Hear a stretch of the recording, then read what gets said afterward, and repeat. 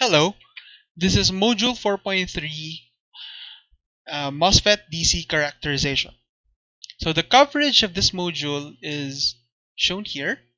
So it is MOSFET fundamentals, calculating voltages between MOSFET terminals, determining regions of operation, drain current calculation, and MOSFET characterization with bias circuits.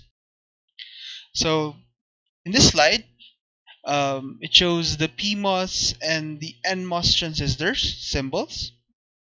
And as you can see, um, there is a gate terminal, a source, and a drain terminal.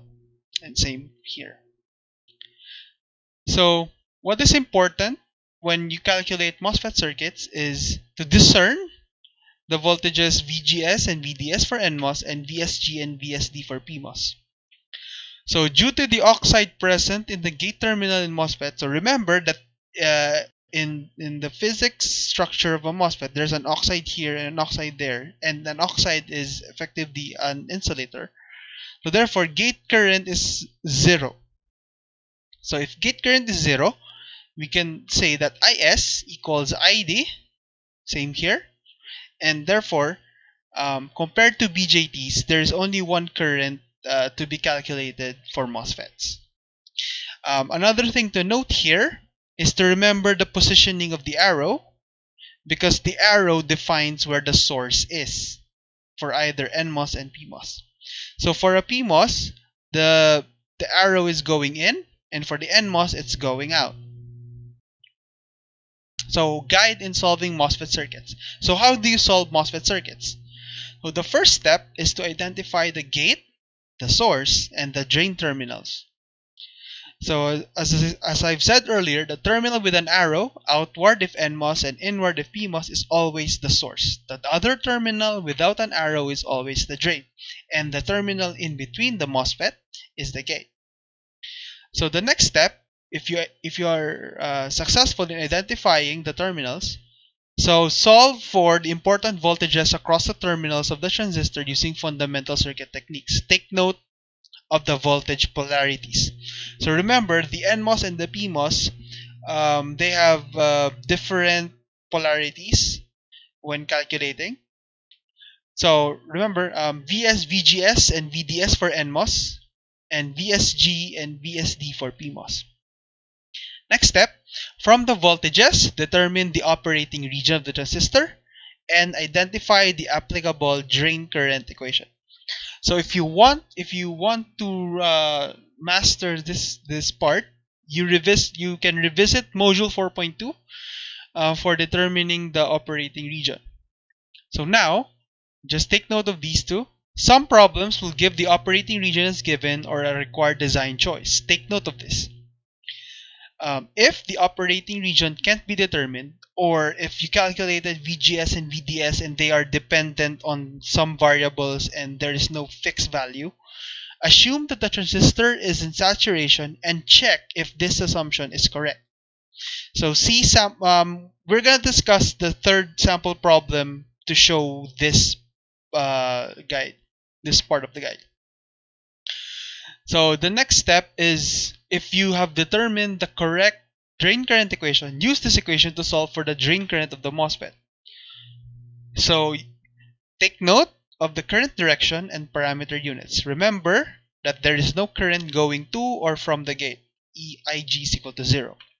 And then from this current equation, you can use these equations to solve for the other quantities needed in the MOSFET circuit. So to show this guide, to show the effectiveness of this guide, we will calculate some example problems. So the first sample problem. So given that the NMOS transistor is characterized to have 2000 microamps per volt squared and VTH equals 0.4 volts, and the transistor is biased with Vx equals 0.8, find the region of operation, the drain current if channel length modulation is negligible, and drain current if there is channel length modulation and characterized to have this parameter. So the first question, the region of operation. So the first step is to discern VGS and VDS. So remember that the arrow is always the source, the terminal with an arrow is always the source, and the terminal without an arrow is the drain, and the middle is the gate. So you calculate VGS, so it's Vx minus 0, and calculate VDS, which is 5 volts minus 0. So as you can see, it's here. And then remember that we must find the region of operation. So for this example, this transistor is in the saturation region because VGS is greater than VTH and VDS is greater than VGS minus VTH, which is shown here. So because it is in the saturation region, we can calculate the drain current. So because the channel length modulation is negligible, we will use this equation, which does not include the channel length modulation. And then we substitute the values shown here. As you can see, the process transconductance is 2000 micrograms per volt squared. And then VGS is Vx minus 0, so it's 0.8 minus VTH. And then we calculate, we get 160 micrograms. And then, if we want to calculate the current when there is channel modulation, we will use this equation. Now, we include this part, which considers the channel length modulation. And then we substitute all the values here. So 2000, the process transconductance, Kn. And then VGS is 0.8, VTH is 0.4. And then we substitute the channel length modulation parameter and VDS. And then you get 176 micrograms. So as you can see, because there is channel length modulation, the drain current is increased. Now, let's move on to the second sample problem. So now we have a PMOS transistor. So it has a process transconductance of 4500 microamps per volt squared, and VTH is negative 0.8 volts, and its bias with Vm equals 0.8. So we need to find the resistance of resistor RB so that Vout is 2.8. Assume channel length modulation is negligible. So the first step is to discern VGS and VDS, or for this PMOS is SG and SD. So what are we gonna do? First step is you find the region of operation, solve for the drain current, and then solve for the resistance using Ohm's law. So first step, find the transistor's region of operation. So VSG is shown here. So it's 3 volts minus value of Vm, which is 0.8. So we get 2.2. And VSD, we want the value to be 2.8 here. So therefore, it's 3 volts minus 2.8 to be 0.2. So as you can see, from this voltages, we can now find the region of operation. Because VGS or VSG for the PMOS is greater than VTHP. You can see here. And then the VSD is between 0 and VSG minus the absolute value of VTHP. So therefore, this one is in the linear region. So because the PMOS is operating in the linear or the triad region, use the equation, this one. So this is the equation for a linear, for the PMOS operating in the linear region. So remember that this is IDS and it's negative. So in order for us to have a simpler calculation, we just reverse the current direction. So this IDS is going there, so we just reverse it. So we get the positive. So we use this equation. ISD equals KP VSG minus VTHP minus VSD over 2 times all multiplied by VSD. And then what we're gonna do next is to substitute everything. So everything's given. The process transconductance is here, the threshold is here, and the bias is here. So we substitute everything here, and we get 1.17 milliamps. From the current calculations, we can now solve for the resistance using Ohm's law. So RB is Vout over the current. So remember, there is no gate current, so all ISD is ISD also here. So we substitute all the values and we get 2.39 kilo ohms. So now, let's move on to the third problem. This is more difficult, but I hope you can understand that the process is the same for any MOSFET circuit you encounter. So for this one, given that the PMOS transistor shown is characterized to have these parameters, so Kp is 500 micrograms per volt squared, and VTHP is negative 0.3 volts, and is biased using a resistive divider shown here with Rx equals 1 kilo ohm and Ry is 2 kilo ohm, find the voltage V out if Rb is 10 kilo ohms. Assume the channel modulation is negligible. So what are the steps? So the first step is to solve for the crucial voltages of the PMOS and the circuit. Find the region of operation, calculate the drain current, and solve for V out using Ohm's law. So as you can see, instead of having a direct voltage here, we have a resistive divider.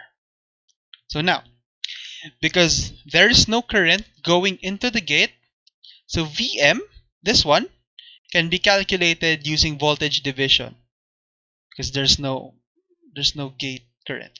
So you can see shown here, so we get that Vm is 2 volts. Then what's next? So the next is to find the transistor's region of operation. So if we want to find this, we get VSG and VSD. So VSG is 3 volts minus 2 volts from what we calculated earlier, so we get 1 volt.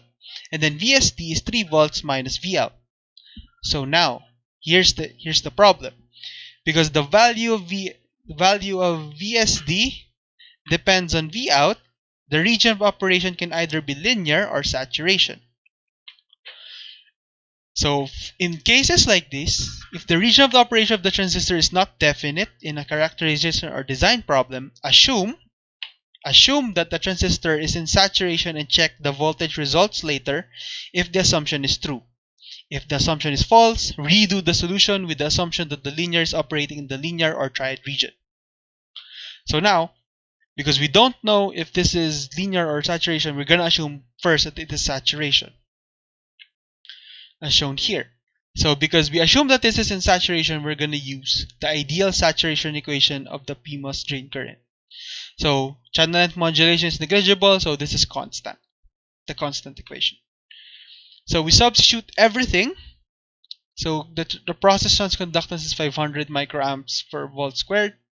And then VSG is 1 volt from earlier. And then the threshold voltage is negative 0.3. Remember to absolute value this. Avoid not including this because this will be confusing later on.